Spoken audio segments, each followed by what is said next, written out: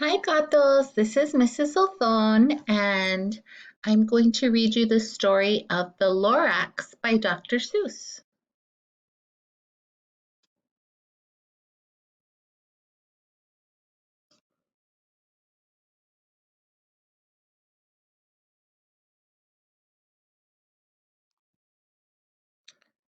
At the fat end of town where the grickle grass grows, and the wind smells slow and sour when it blows, and no birds ever sing excepting old crows, is the street of the lifted Lorax.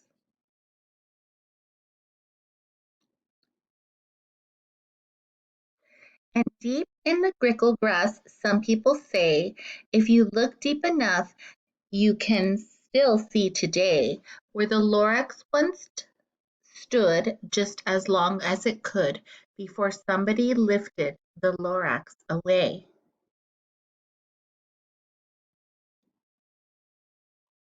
What was the Lorax, and why was it there, and why was it lifted and taken somewhere? From the far end of town where the grickle grass grows, the old Onceler still lives there. Ask him, he knows. You won't see the Onceler, don't knock at his door. He stays in his lurkum, cold under the roof, where he makes his own clothes out of muffered moof. And on special dank midnights in August he peeks out of the shutters, and sometimes he speaks, and tells how the Lorax was lifted away. He'll tell you, perhaps, if you're willing to pay. And that's where the Onceler lives. On the end of a rope he lets down a tin pail, and you have to toss in 15 cents and a nail, and the shell of the great great great grandfather snail.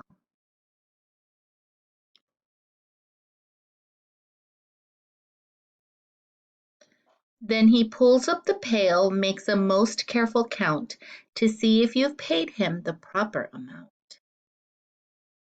Then he hides what you paid him away in his snoove, his secret strange hole in his grooveless glove. Then he grunts, I will call you by whisper my phone, for the secrets I tell you are for your ears alone.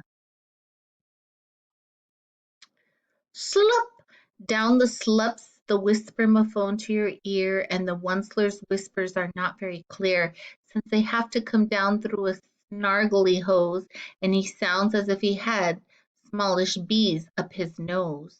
Now I tell you, he says, with his teeth sounding gray, how the Lorax got lifted and taken away.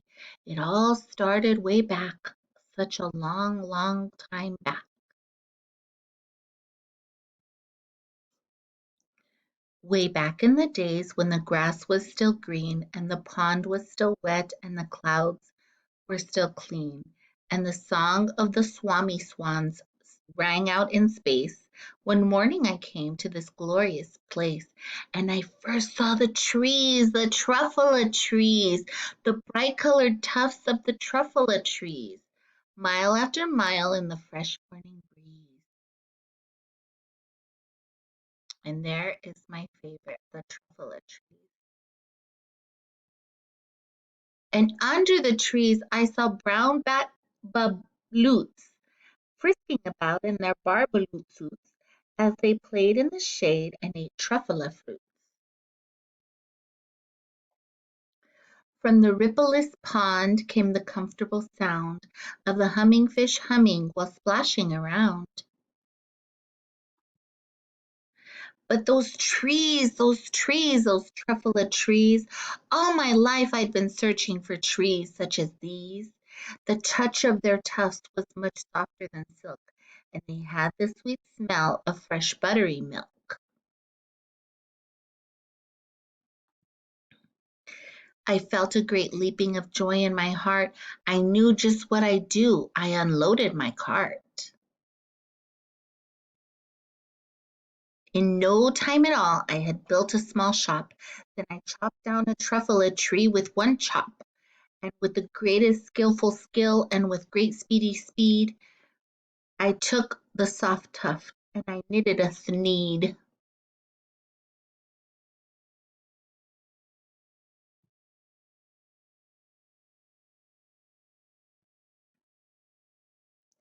The instant I'd finished, I heard a gazump.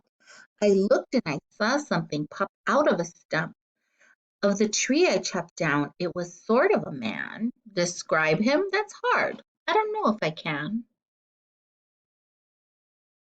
He was shortish and oldish and brownish and mossy, and he spoke with a voice that was sharpish and bossy.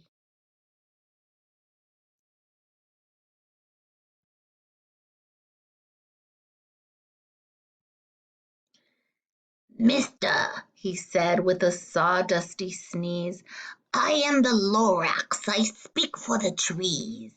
I speak for the trees have no tongues. And I'm asking you, sir, at the top of my lungs." He was very upset as he shouted and puffed, "What's that thing you made out of my truffle a tuft?"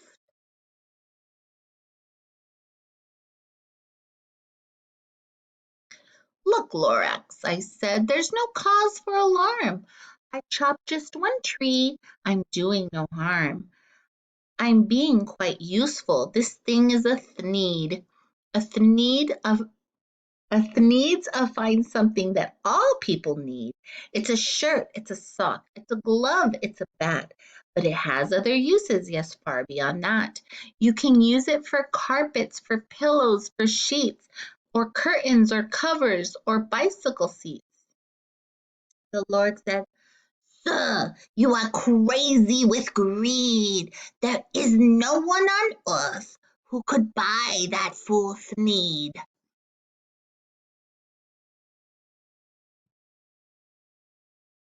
I think the Lorax is right.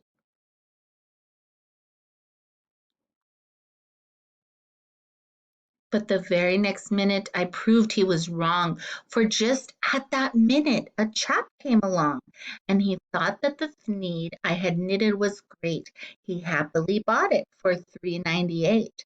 I laughed at the Lorix. "You poor stupid guy, you never can tell what some people will buy."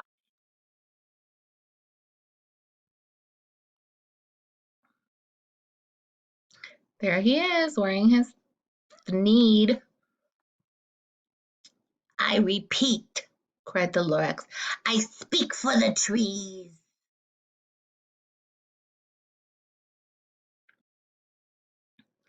"I'm busy," I told him. "Shut up, if you please." I rushed across the room and in no time at all built a radio phone. I put in a quick call. I called all my brothers and uncles and aunts and I said, "Listen here, here's a wonderful chance for the whole Onceler family to get mighty rich.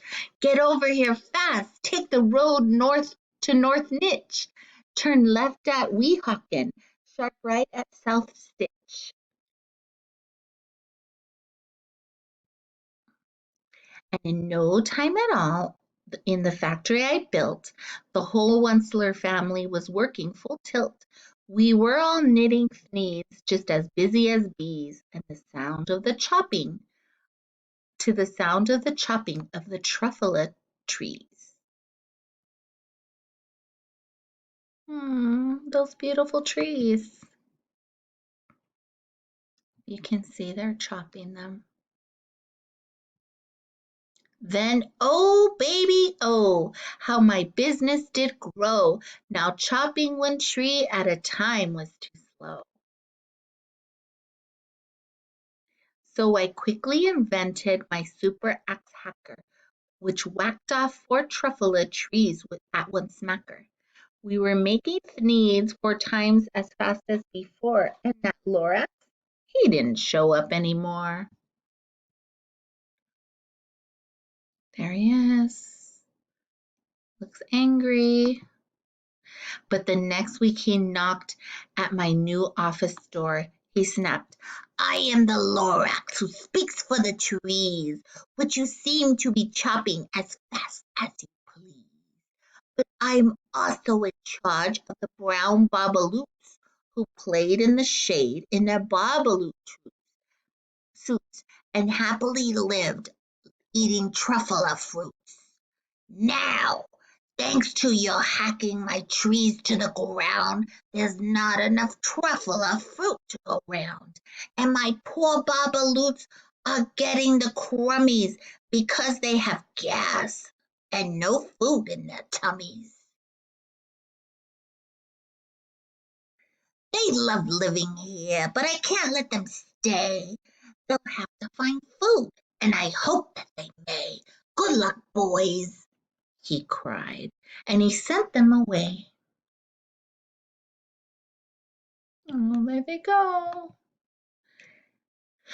I, the Onceler, felt sad as I watched them all go, but business is business and business must grow, regardless of crummies and tummies, you know.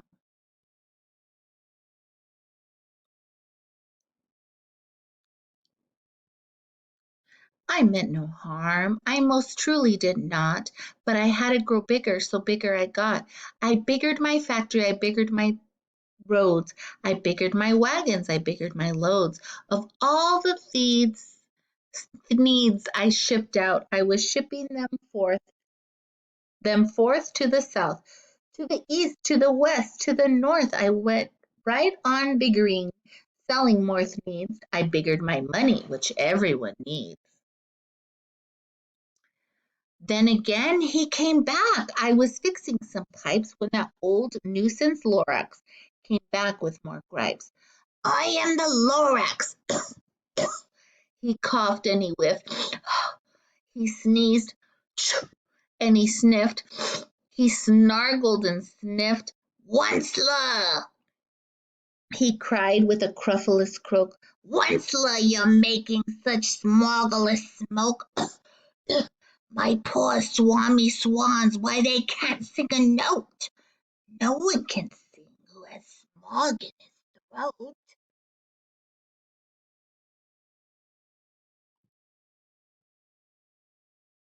Oh, there they are.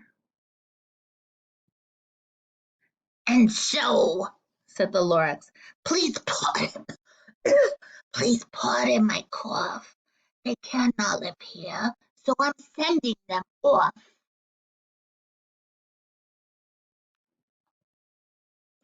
Where will they go? I don't hopefully know. They may have to fly for a month or a year to escape from the smog you've smogged up around here.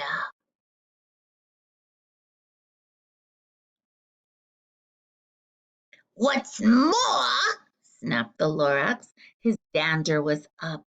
Let me say a few words about gluppity glup.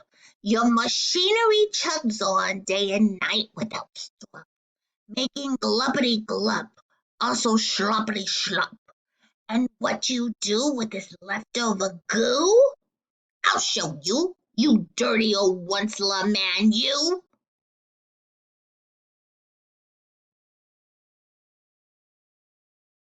There it goes. That's the gloppity glop. And it makes pollution.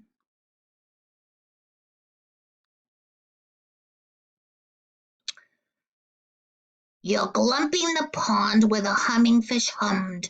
No more can they hum, for their gills are all gummed. So I'm sending them off.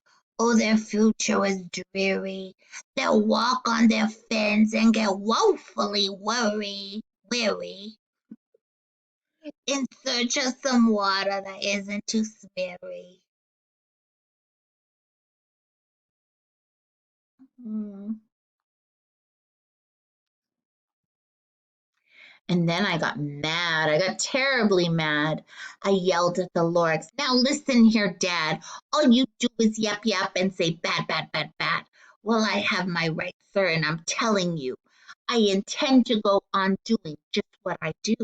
And for your information, you Lorax, I'm figuring on biggering and biggering and biggering and biggering, turning more truffula trees into thneeds, which everyone needs. And at that very moment, we heard a loud whack.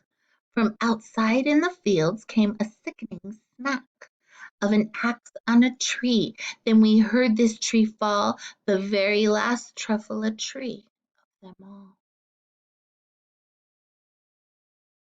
Oh no! No more trees, no more sneeze, no more work to be done. So in no time my uncles announced everyone. We all waved me goodbye. They jumped into my cars and drove away under the smoke smuggered stars.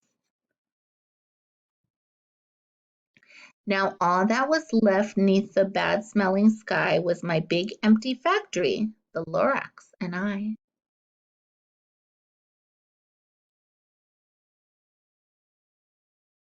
And if you remember where the Lorax came from, there he goes too. The Lorax said nothing, just gave me a glance and just gave me a very sad, sad backwards glance as he lifted himself by the seat of his pants, and I'll never forget the grim look on his face when he had heisted himself and took leave of this place through a hole in the smog without leaving a trace. And all that the Lorax left here in this mess was a small pile of rocks with one word, unless. Whatever that meant, well, I just couldn't guess.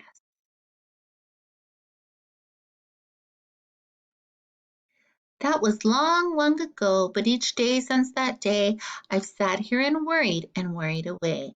Through the years, while my buildings have fallen apart, I've worried about it with all of my heart. But now, oh, wrong voice, sorry. But now, says the Onceler, now that you're here, the word of the Lorax seems perfectly clear. Unless someone like you cares a whole awful lot, nothing is going to get better. It's not.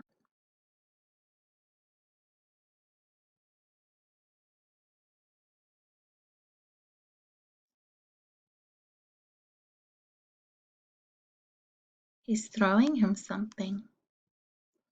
So, catch, says the Onceler.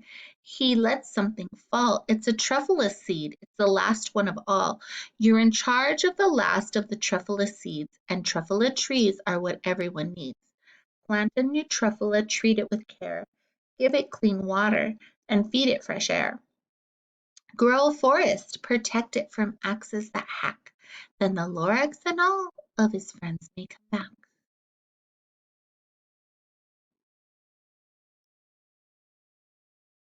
And that is the end.